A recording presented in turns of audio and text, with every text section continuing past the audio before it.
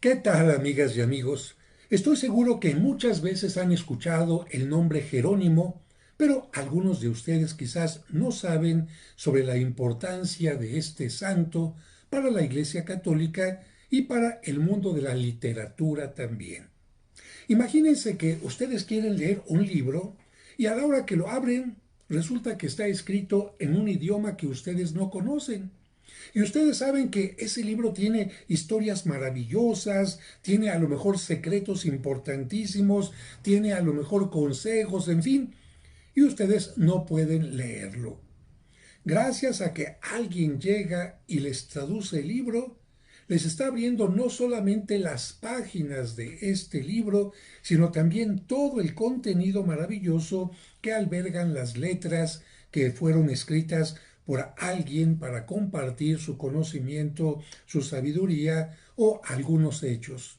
Bueno, la Biblia, ustedes lo saben perfectamente bien, fue escrita particularmente en dos idiomas que, bueno, no eran tan populares. Primero, ¿por qué? Porque el Antiguo Testamento está escrito en hebreo, el lenguaje del pueblo judío. Los judíos todavía el día de hoy pueden perfectamente leer el Antiguo Testamento porque ellos han mantenido su lengua. Pero dime, ¿tú conoces a alguien que esté cerca de ti, algún vecino, alguna vecina, tus compañeros de trabajo, que hablen y que lean el hebreo? Será muy difícil, ¿verdad? Y hay otro idioma, otra lengua en la que fue escrita la Biblia también, y es el griego. Porque el griego era el lenguaje, vamos a llamar así, fino, el lenguaje selecto, el lenguaje que se utilizaba para las cosas importantes, por la influencia que tuvieron los griegos en su invasión cultural en muchas partes del mundo antiguo. De tal manera que el Nuevo Testamento ya no fue escrito en hebreo. Aunque Cristo era judío y los apóstoles, la mayoría eran judíos también, bueno, el Nuevo Testamento no fue escrito en hebreo, sino en un lenguaje mucho más elegante, mucho más amplio en aquel tiempo y sobre todo para decir que era algo importantísimo, fue escrito en griego. Pero aquí empezamos entonces con un problema. Ya en tiempo de Cristo, ¿quién conocía el griego profundamente? Quizás hablaban algunas palabras, pero leerlo, no todo mundo. Y unos años después, podemos decir, hacia el siglo I, siglo II, fue más difícil porque los romanos fueron dominando todo lo que conocemos como Europa, el norte de África e incluso el Medio Oriente. ¿Y qué lenguaje fueron imponiendo? ¿Cuál era el lenguaje del Imperio Romano en el que se hacían todos los edictos, en el que se hacían todas las leyes? Bueno, el lenguaje era el latín. Precisamente de la palabra latina vulgo, que significa pueblo, viene la palabra vulgar. Lo que es del pueblo es lo vulgar. Y precisamente el lenguaje vulgar, el lenguaje popular, el lenguaje que hablaba toda la gente, no era ni el hebreo, ni el griego, sino el latín. Todo mundo hablaba el latín, lo entendía perfectamente bien. Quizás no lo podían leer porque, bueno, mucha gente era analfabeta, no sabían leer, pero sí lo escuchaban perfectamente bien y lo entendían. Bueno, imagínate entonces si toda la gente hablaba o leía el latín, ¿quién iba a poder leer la Sagrada Escritura? La Sagrada Escritura entonces fue reduciéndose cada vez más en su lectura, en su conocimiento, para un pequeñísimo grupo de personas. Y precisamente va a ser San Jerónimo el que va a abrir las páginas no solamente de la Biblia para que se lea, sino las va a traducir para que toda la gente la pueda entender. Imagínate, hay personas que ni siquiera han leído una sola vez la Biblia completa, ni una sola vez.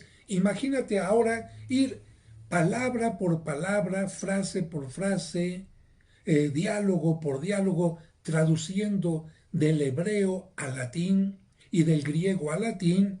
Ah, caray, uno dice, qué disciplina, qué sabiduría de esta persona, qué deseo de servir, qué obediencia también, porque él cumplió con una orden que se le pidió, pero sobre todo, qué gran obra heredó al mundo católico. ¿Quién era Jerónimo? Mira, Jerónimo, su nombre en primer lugar significa en griego un nombre sagrado, Jerónimo. El nombre completo de él era Eusebio Sofronio Hierónimo, donde nació en la actual Croacia, que antiguamente se llamaba Dalmacia y concretamente en una pequeña población que se llamaba Estridón hacia el año 340. Por lo tanto, estamos hablando del siglo IV, estamos hablando de que ya terminaron las persecuciones contra los cristianos. Él nació de unos padres cristianos, pero no se bautizó en la infancia, sino que sería mucho más adelante, cuando tenía 16 años. Así se acostumbraba que las personas se prepararan un poquito mejor para recibir el bautismo. Estudió en Roma. ¿A qué me refiero? A que en Roma se estudiaba gramática, aritmética, geometría, retórica y muchas cosas en aquel tiempo, y Jerónimo estamos hablando de una persona estudiada, una persona preparada, una persona que le gustaba leer y escribir. Después viajó a Alemania, donde empezó a tener ciertos estudios de teología, es decir, empezó a leer cosas acerca de Dios, aunque no había tenido una conversión muy profunda todavía, aunque ya se había bautizado. En el invierno del 373 o 374, viajó a la región de Siria, donde lamentablemente sus compañeros murieron. ¿Qué pasa cuando uno tiene gente querida, cercana y muere? Mira, te mueven el tapete. Sobre todo porque era un tiempo de invierno y la gente empezaba a morir y uno se pone a pensar, ah, caray, pues yo no soy de palo, yo también puedo enfermarme como ellos y morir. Y esto te hace ver la vida de otra manera. Por lo que en ese momento él tuvo un sueño, tuvo una reflexión particular y decidió dedicarse a Dios. Entonces se retiró al desierto sirio de la Tebaida, esto es al suroeste de Antioquía, para vivir en un retiro profundo, aislado de la sociedad, en medio de alimañas, como él mismo lo va a contar. ¿Y por qué? Porque San Jerónimo no era una persona tranquila. Tenía pensamientos lujuriosos constantemente. Tenía además un terrible mal carácter y, por supuesto, se había vuelto muy soberbio. Ay, como yo estudio y conozco ciertos idiomas, ciertas lenguas, soy así. Entonces, él dijo, tengo que dominarlo, porque esto no me invita a mí a ser una buena persona, no me ayuda. Y aunque rezaba mucho, ayunaba y pasaba muchas noches en vela, no conseguía la paz y descubrió que no estaba hecho para esa vida del desierto, para esa vida de la soledad. Él dijo, bueno, ya me vine al desierto a tratar de hacer penitencia, ya vine a golpearme, ya vine y mi carácter no se domina. Así que lo voy a dominar de otra manera y entonces dejó el desierto para regresar a la vida ordinaria en medio de la gente. Y él escribió en una carta, la carta número 22, a Eustoquio, un amigo suyo y compañero, lo siguiente, fíjate, esto nos hace entender por qué las pinturas lo representan a veces golpeándose el pecho, a veces con alacranes, a veces en una cueva totalmente oscura. Ve lo que escribió. Yo que por temor del infierno me había impuesto una prisión en compañía de escorpiones y venados, a menudo creía asistir a danzas de doncellas. Tenía yo el rostro empalidecido por el ayuno. Ayunaba mucho, pero el espíritu quemaba de deseos mi cuerpo helado. Y los fuegos de la voluptuosidad crepitaban en un hombre casi muerto. Es decir, seguían los malos pensamientos, seguía la lujuria atacándolo por más ayuno que hacía. Lo recuerdo bien. Tenía a veces que gritar sin descanso todo el día y toda la noche. No cesaba de herirme el pecho con golpes, con piedras. Mi celda, la cueva donde estaba, me inspiraba un gran temor como si fuera cómplice de mis obsesiones. Furioso conmigo mismo, huía solo al desierto. Después de haber orado y llorado mucho, llegaba a creerme en el coro de los ángeles. Es decir, que la oración, más que el ayuno, más que los golpes, más que el encierro, la oración en alguna parte solitaria le ayudaba a creer que ya estaba en un camino mejor, él decía, en el coro de los ángeles. Después de que deja el desierto en este tipo de celda, en este tipo de cueva donde vivía, empieza a tener un mayor acercamiento a la Biblia y comienza a traducir otros textos. Fíjate, para él no era tanto el ayuno, el golpearse, sino el acercarse a la Biblia lo que empezó a cambiar su vida. Hacia los 38 años, algunos dicen que 40, pero es más la fecha de 38 años, se ordena sacerdote. En aquel tiempo no se necesitaba entrar a un seminario como ahora, tomar cursos de esto y del otro, sino que los obispos veían a una persona de buena voluntad, que conociera lo más importante de la Sagrada Escritura, que conociera algo de las oraciones, que fuera una persona virtuosa, y entonces lo ordenaban sacerdote. Poco después de ser ordenado, viajó a Constantinopla, donde ahí sí ya empezó a hacer estudios más profundos de Sagradas Escrituras, y en Constantinopla permaneció 2 años. Regresó a Roma en el año 382 y por su capacidad de organización, por su disciplina, por su conocimiento en la Sagrada Escritura, por su deseo de servir, fue, vamos a decir, elegido como secretario del Papa. Y ahí el Papa, que se llamaba Dámaso I, le encargó, en primer lugar, que redactara las cartas que enviaba. Bueno, porque Jerónimo escribía elegantemente, tenía una buena, vamos a decir, una buena sintaxis, tenía una buena redacción, y por esta razón el Papa le pidió: hazme tú las cartas. Y más tarde le pidió que recopilara la Biblia, perfectamente todos los libros de la Sagrada Escritura, y que la tradujera.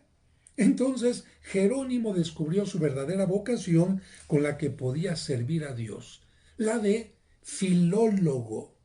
¿Quién es un filólogo? Aquel que estudia la Biblia y la va traduciendo no únicamente palabra por palabra, sino el sentido, porque a veces hay palabras o frases que no se pueden traducir literalmente, sino hay que buscar el sentido exacto, y ese es un filólogo.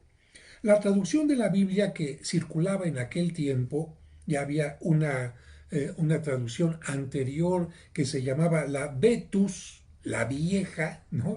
A veces decimos Vetusta, bueno, la Vetus latina significaba la traducción latina antigua, que estaba llena de imperfecciones del lenguaje, imprecisiones, traducciones no muy exactas, y además tenía muchas variantes.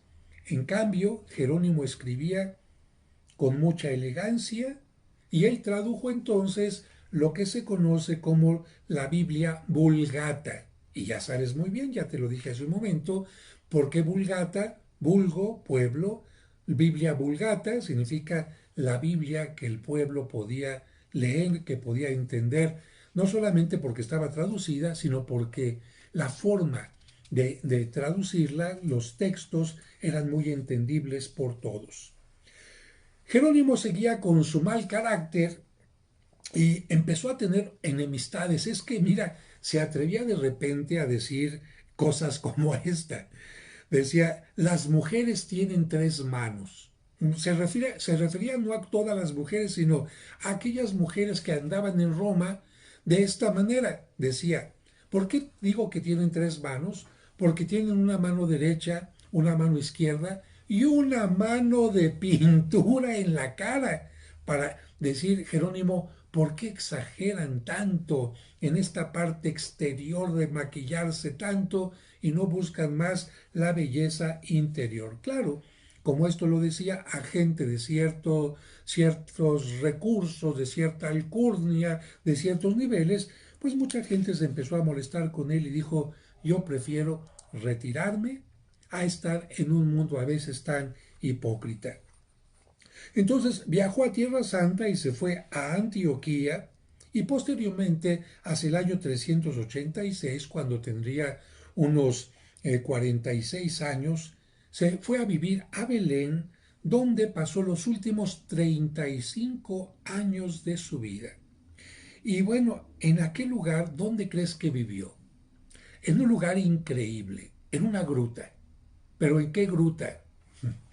Imagínate que aquí está la gruta donde nació nuestro Señor Jesucristo y exactamente a un ladito, en un espacio a un ladito pegado, es ahí donde Él se fue a vivir.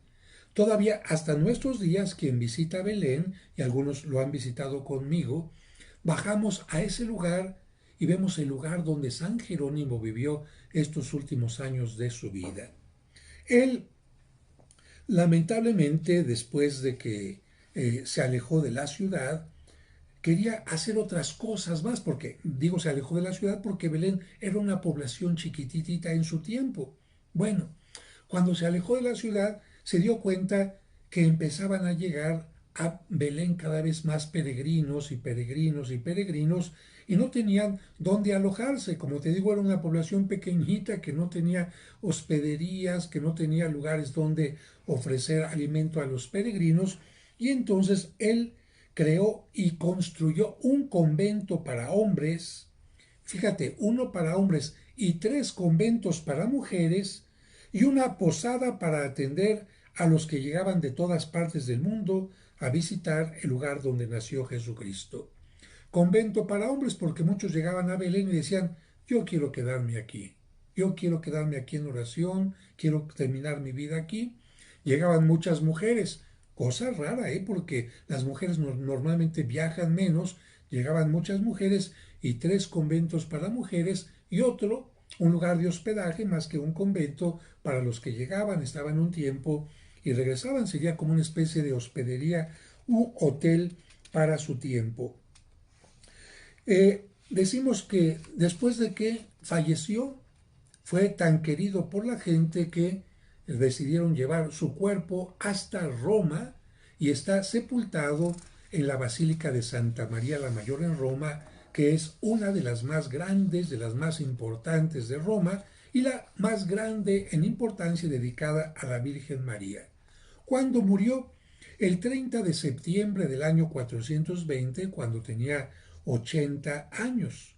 En su recuerdo se celebra el Día Internacional de la Traducción y precisamente por eso, como falleció el día 30 de septiembre, se le festeja en el día 30 de septiembre. En 1546, la Biblia Vulgata, la que él tradujo, se convirtió en la versión oficial de la Iglesia Católica Latina y estuvo así durante mucho tiempo hasta 1979 en que se publicó una nueva Vulgata. Y le pedimos a San Jerónimo que nos ayude a acercarnos a la Sagrada Escritura, que si no la has leído ni siquiera una vez, por lo menos a los libros más importantes te vayas acercando y que de esta manera vayas traduciendo no las palabras a distintos idiomas, sino a tu vida personal, porque es entender que Dios te está hablando a ti personalmente a través de la Sagrada Escritura para iniciar un diálogo de amor, un diálogo de conversión y un diálogo que te permita acercarte cada vez más a tu prójimo, a tu vocación y sobre todo que te encamine hacia la vida eterna. Si te llamas Jerónimo, felicidades y si no, bueno, pues ya hemos conocido un poquito más acerca de San Jerónimo. Que Dios les bendiga.